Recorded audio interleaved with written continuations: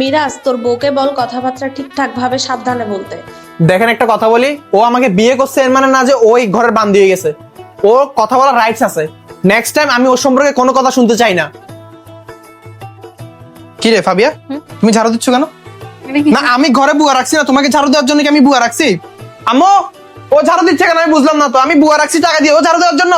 Next time থেকে আর যাতে না দেখি, এটা রাখো, ছাড়ো। মিরাজ, তুই এই যা কিভাবে খাচ্ছস? তোর বউ তো রান্না বান্না কিছুই পারে না, কিছুই শিখে নাই বাপের বাড়ি থেকে। আমি কি ওকে এখানে রান্না বান্না করার জন্য বিয়ে করে আনছি? না তুমি চুপ থাকো, সবসময় এগুলো ভালো না। ঘরের মধ্যে বুয়া রাখছি, রান্না করে খাইতে পারলে খাও, না খেলে না খাও। কিন্তু ওর উপর কেন প্রেশার দিব? ওকে কি আমি এখানে মানে রান্না করার জন্য নিয়ে আসছি বিয়ে করে? ভাবিয়া, সবকিছু গুছাইছো? সব ঠিকঠাক? এবার কিন্তু 3 দিনে ছুটি নিছি আমি অফিস থেকে। তাহলে চলো বেরে। এত বউ পাগল হইলে তো হবে না, একটু ঘরের দিকেও তো খেয়াল রাখতে হবে, তাই না? ও আমার জন্য সবকিছু ছাড়ে আসছে, আমি ওর কেয়ার না নেই মানে অন্য কিছু করব? ওর খুশিটাই তো মেন, তাই না? ভবিষ্যতে না না জীবনের শেষ বেলায় তো ও আমার পাশে থাকবে নাকি?